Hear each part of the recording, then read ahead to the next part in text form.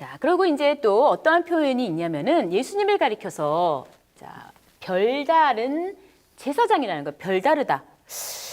별다르다. 이게 어떤 의미냐. 이것도 원어를 통해서 좀 정확하게 볼 수가 있는데요. 헤테로스라고 해서 이거는 본질적으로 전혀 다른 거예요. 본질적으로. 아예 이거는 비교 자체가 불가한 거예요. 자, 비교할 수 없는 존재. 그래서 여기 보시면 예수님이 나신 것은요. 레위 지파가 아니라 예수님은 어느 지파예요? 그렇죠. 유다 지파에서 나셨습니다. 예수님이 유다 지파에서 나셨어요. 자, 보통은 당연히 제사장은 어느 지파가 이어가게 돼 있어요? 레위 지파가 이어가게 되어 있지만 그런데 예수님은 사람의 기대를 깨고 모든 세상의 그 순리대로가 아니라 그런 율법대로가 아니라 뭐예요? 오히려 하나님이 정해주신 법대로 이렇게 유다 지파를 통해서 예수님이 나셨습니다. 사실 이 레위 지파를 통한 이 아론의 반차는요. 아론의 반차는 이 인간들이 다 약점들이 있습니다. 연약합니다. 그래서 육체에 상관된 법을 쫓는 거죠. 율법으로 이 자리가 되었고 그리고 다 약점이 있다는 사실이에요. 그런데 여기 성경 구절을 한번 보세요. 히브리서 7장 11절에 레위 계통의 제사 직분으로 말미암아 온전함을 얻을 수 있었으면 자, 백성이 그 아래서 율법을 받았는데 어찌하여 아론의 반차를 좇지 않고 어디를 쫓아가요? 멜기세덱의 반차를 좇는 별다른 한 제사장. 자, 이게 누구예요? 예수님이잖아요. 그분을 세울 필요가 있느냐? 자, 무슨 얘기냐면 레위 계통의 제사 직분으로는 온전할 수 있다? 없다? 온전해질 수 없는 거예요. 자, 온전해질 수 없어요. 왜? 레위 계통의 사람들이 다 인간의 약점들을 가지고 있어요. 아론만 해도 그렇죠. 금송아지 우상 숭배를 하게 되는 것을 방조함으로써 얼마나 큰 죄를 짓게 만들었습니까? 자, 이러한 것을 볼 때 과거에 이러한 허점과 여러 가지 얼룩진 그런 약점들이 있는 거예요. 자, 그런데 이렇게 온전하게 이룰 수 없지만 그래서 별다른 유다 지파를 통해서 예수님을 나게 함으로써 이제 온전함을 이룰 수 있게 하는 거죠. 자, 여긴 이렇게 표현했습니다. 제사는 당연히 제사 직분을 맡은 건 누구라고요? 레위 지파인데 여기 이렇게 표현했습니다. 제단 일을 받들지 않는 다른 지파에 속한 자를 가리켜 말한 것이라. 자, 그래서 이거는 결국 무슨 얘기냐면 하나님이 이러한 인간의 구속 역사를 위해서 한 대제사장을 준비하셨는데 그분은 인간의 모든 생각과 또 예상을 깨고 오로지 하나님의 오묘한 섭리 가운데 준비가 되었다는 거예요. 그리고 유다 지파에서 태어나심으로써 사단에 있을 수밖에 없는 사단의 그 방해가 오히려 차단되는 그러한 하나님의 계획 속에 나신 겁니다. 자, 그러면 이제 다음 또 보면 자, 예수님이 왜 별다르냐? 아론 반차랑 이제 여러 가지 비교가 되겠죠. 자, 예수님은 인간 제사장하고는 틀려요. 성령으로 잉태된 거예요. 성령으로. 그래서 이거를 표현하기를 무궁한 생명의 능력을 좇아서 되셨다 그랬어요. 자, 인간 제사장들은 모두가 다 죄성이 있습니다. 그런데 예수님은 죄성이 없어요. 왜? 부정 모혈로 태어난 것이 아니라 성령으로 잉태된 겁니다. 자, 성경 구절 보실까요? 마태복음 1장 18절 예수 그리스도의 나심은 이러하니라. 그 모친 마리아가 요셉과 정혼하고 동거하기 전에 무엇으로? 성령으로 잉태된 것이 나타난 것이다 그랬어요. 그리고 또 여기서 히브리서에서는 육체에 상관된 계명의 법이 아니라. 자, 우리 육체에 상관된 계명의 법이 뭐예요? 이게 율법이죠.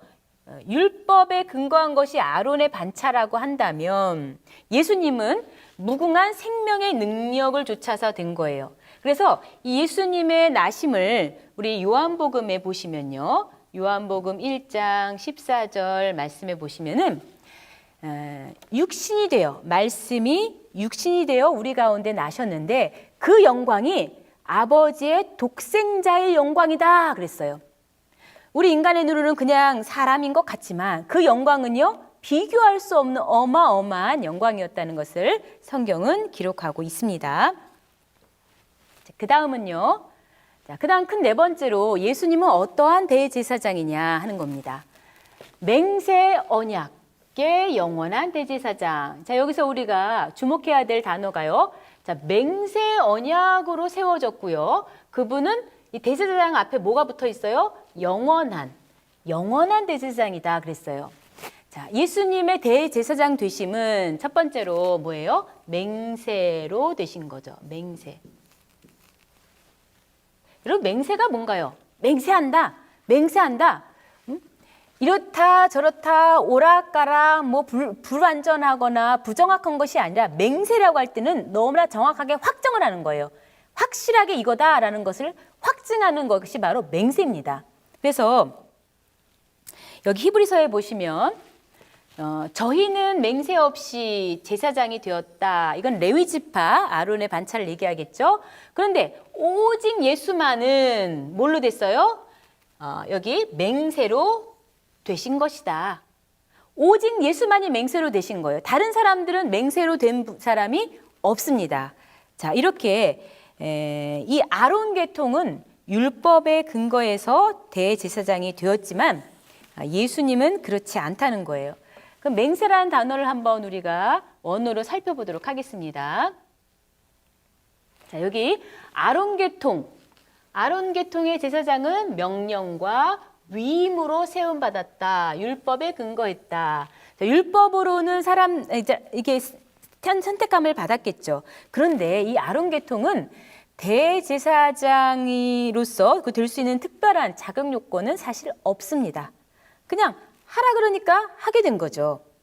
그런데 예수님은, 자, 다시 한번 또 우리가 이 맹세라는 단어를 한번 살펴보면은, 자, 이거는 샤바라고 하는 히브리어를 사용하죠. 샤바.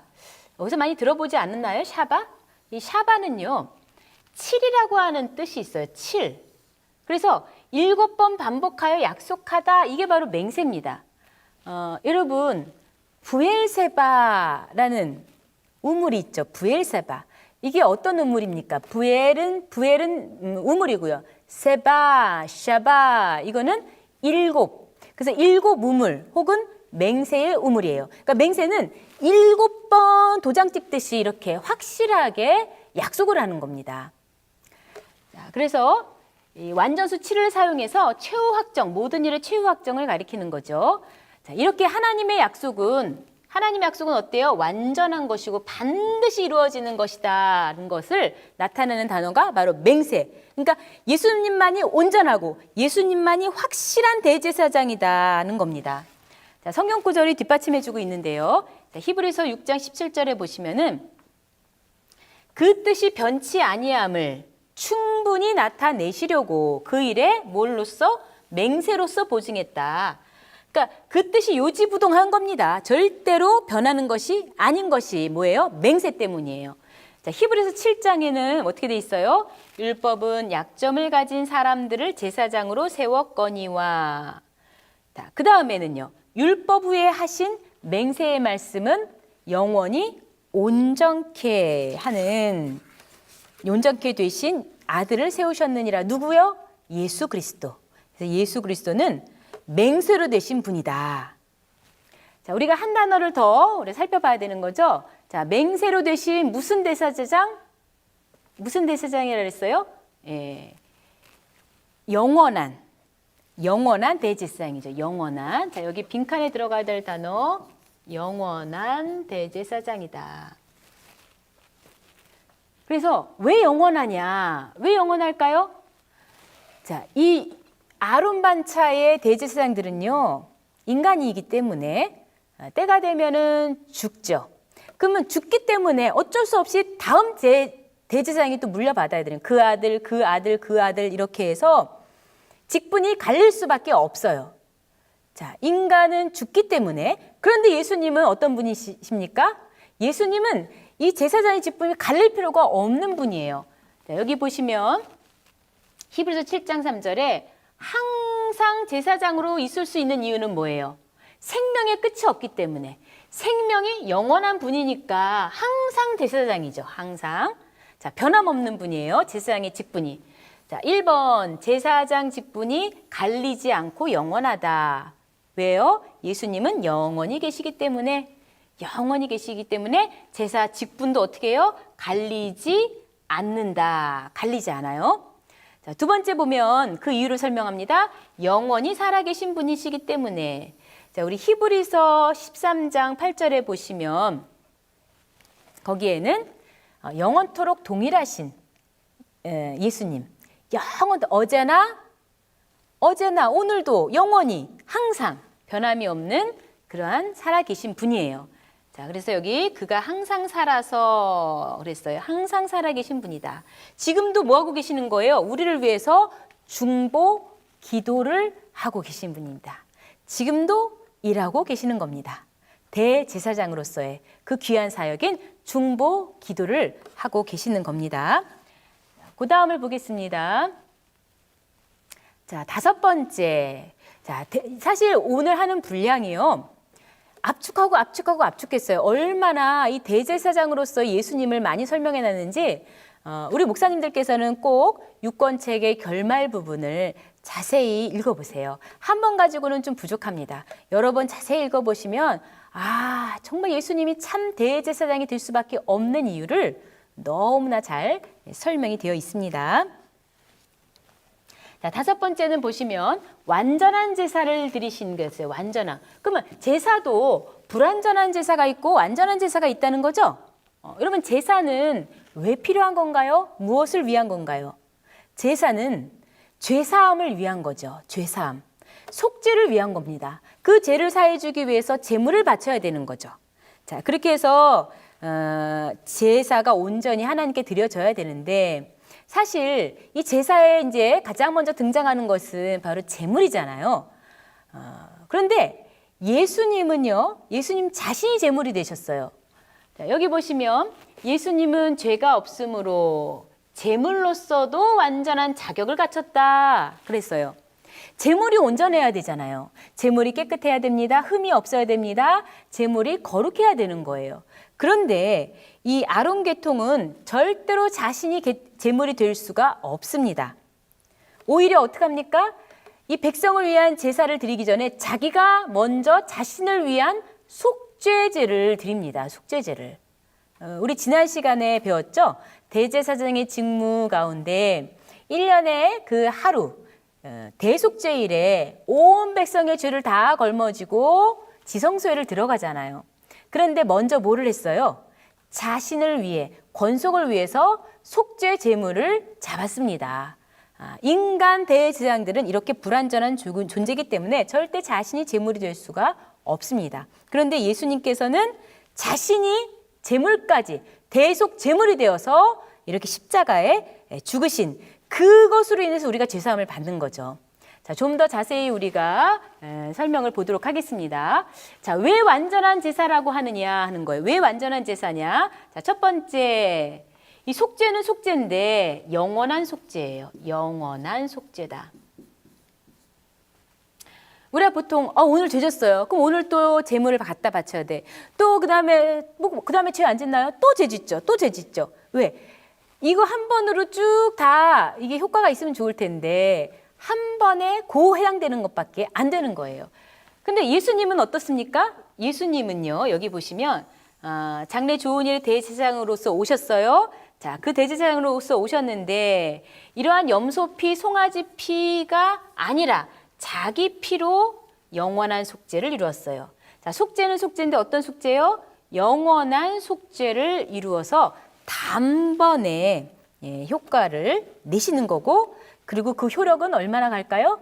네, 영원히 가는 거죠. 자, 두 번째 한번 볼까요? 두 번째 설명을 보시면, 자, 이 제사를 통해서 큰 축복을 받는 거예요. 무슨 축복이냐? 기업을 받는데 영원한 기업을 받습니다. 영원한 기업을 약속으로 주시는 제사. 히브리서에 보시면 여기 이렇게 나와 있죠? 자, 죄를 속하려고 죽으사. 누가 죽으셔요? 예수님께서 우리를 위해서 죽으사. 이것이 바로 제사겠죠. 그래서 영원한 기업을 약속으로 얻게 하려 하심이라. 세 번째 볼까요? 이 완전한 제사인 이유는 이것이 영원한 제사이기 때문에요. 아까 말씀드렸다시피 단번에 그 효력은 영원하다.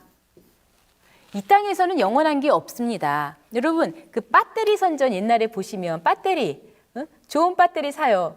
그나마 오래 가는 거, 그 지속력이 있어서 그 효과가 그 배터리의 효능이 좀 오래 가는 걸 우리가 선전을 통해서 저거 좋은 거구나 하듯이. 근데 우리가 매번 또 제물 드리고 또 제사함 받기 위해서 또 하나님 앞에 나아가고 이렇게 이 땅에서는 그렇지만은 그러나 우리가 예수 그리스도를 붙잡는다면 그 예수 그리스도의 그 속죄의 은총은 영원하다는 것을 알 수가 있습니다. 그래서 많이 나오는 표현이 뭔가요? 여기 보면 단번에 그랬어요. 단번에 제사로 드려 죄를 없게 하신다 그랬어요. 여기도 마찬가지로 죄를 담당하시려고 단번에 들이신 바 되셨다. 자, 그 다음에도요. 예수님이 그 몸을 단번에 들이심으로 말미암아 우리가 거룩함을 얻었다 말씀하고 계십니다.